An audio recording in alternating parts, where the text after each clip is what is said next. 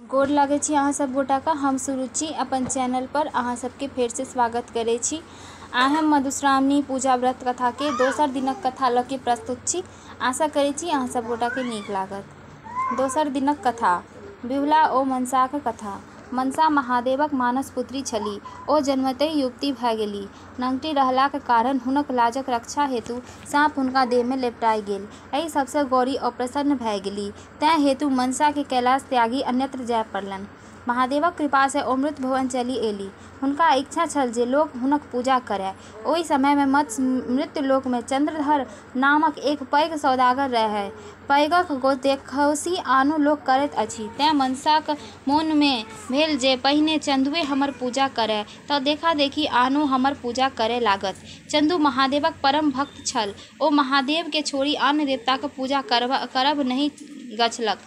ओकर उत्तर छल जे दाहिना हाथ हम महादेव के देने छियनि, बामा हाथे हम अहाँक पूजा कऽ सकैत छी।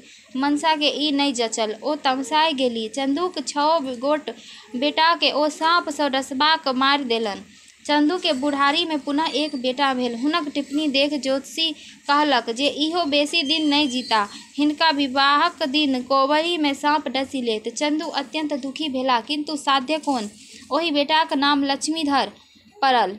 लक्ष्मीधर के 6 मास भेला पर चंदू अपन पत्नीक जिद पर एहन कन्या सँ विवाह करबाक लेल प्रस्तुत भऽ गेला जकर टिप्पणी में चिर सोहागिन योग्य छलैक।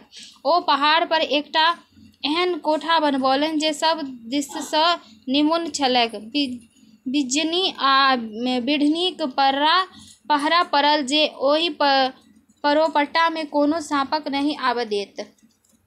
ओहि कोठा में लक्ष्मीधर विवाह 12 बरख परम सुंदरी आ सुलक्षणी कन्या बिहुला सँ भेल। जखन ओ कन्याक संग कोहबर करैत रहथि तखने कोनो बाटे एकटा साँप आबि हुनका डसि लेलक।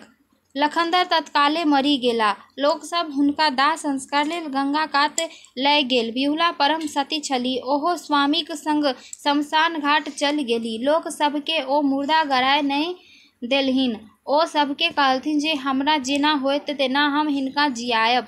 बिहुला केराक थाम केर एक नाव बना ओहि में सबक संग अपनहु बैसि गेलीह आ गंगा में नाव के भसिया देलनि। लोक सब बहुम मना कयलक, लेकिन जिद देखि अंत में लोक हुनका अपन भाग्य पर छोड़ि देलक। ओ बिना अन्न जलक गंगा में मुर्दाक संग कईएक दिन तक भसियाइत रहलीह। सबक मांस गली गली खसय लागल। केराक थाम सड़ी कऽ टूटय लागल। भसियाइत भसियाइत ओ बेढ़ प्रयाग पहुँचल। बिहुला ओतय त्रिवेणी घाट पर एक धोबिन के कपड़ा खींचैत देखलनि।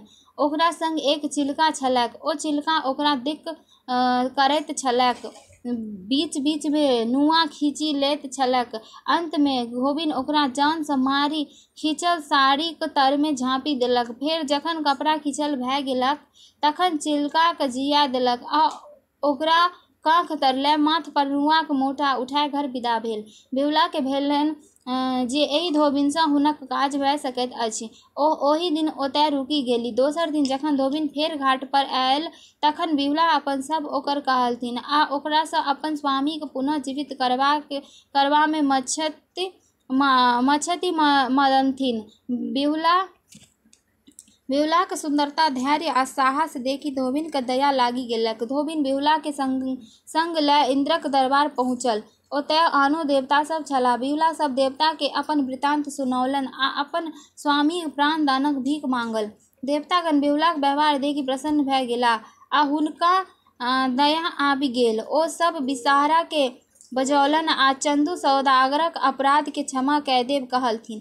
बिहुलो विषहाराक पैर पकड़ि विनती कयलनि आ आँचरि पसारि कबूला कयलनि जे यदि पति सहित हुनका 6 भैंसुर जीवित उठता तऽ ओ अपन ससुर के मना कऽ पूर्ण समारोहक संग विषहाराक पूजा करथि तथा मृत भवन में हुनक प्रचार करथि। विषहरी माता प्रसन्न भऽ सबके जीवी जेबाक वरदान दऽ देल। इंद्र महाराज लक्ष्मीधर सहित 7 भाइ के यमपुरी सँ बाहर करबाक आज्ञा देलनि। 7 भाइ के नव शरीर दऽ बिहुलाक संग लगा देल गेल। चंदू सौदागर बेटाक शोक सँ मरणासन भऽ गेल छलाह।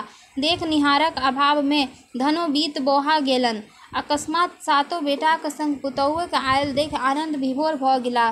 तुलसी के सातो बेटा आ पुतहु के गर लगाओल। बिहुला सब हाल बूझी हुनका आशीर्वाद सँ ओत-प्रोत कए देलनि। खूब धूमधाम सँ विषहाराक पूजा कयलनि। सबके हकार आ निमंत्रण देल। विषहाराक महिमाक गुणगान, हुनक पूजाक प्रचार कयल गेल। अनेको स्थान पर हुनक मंदिर बनवाओल गेल। ओहि दिन सँ मृत भवन में विषहाराक पूजा होमय लागल। गाम गाम में हुनक गह्वर बनल आ लोक सब ढोल बजाय भीख मांगि विषहाराक गीत गाबि पूजा करब प्रारंभ कयलक। ऑप्शन: विषहाराक कथा। कद्रु नामक स्त्री सँ कश्यप मुनि के 1000 सर्प संतान भेल आ ओ संपूर्ण संसार में पसरि गेल। ओ सब बड़ उत्पाती छल, लोक सबके डसय लागल, लोक अंधुन मरय लागल। ई देखि ब्रह्मा चिंतित भेलाह जे यदि साँप एना करत तऽ हमर सृष्टिए समाप्त भऽ जायत। ब्रह्मा कश्यप मुनि के एकरा सँ तारणक उपाय करय कहलथिन। कश्यप मुनि साँपक विष झड़बाक मंत्र बनाओल। ओ मन सँ तपस्या कए विषहाराक सृष्टि कयल, तें ओ मनसा देवी कहाओल। किछु पैघ भेला पर ओ महादेव लग कैलाश चली गेली।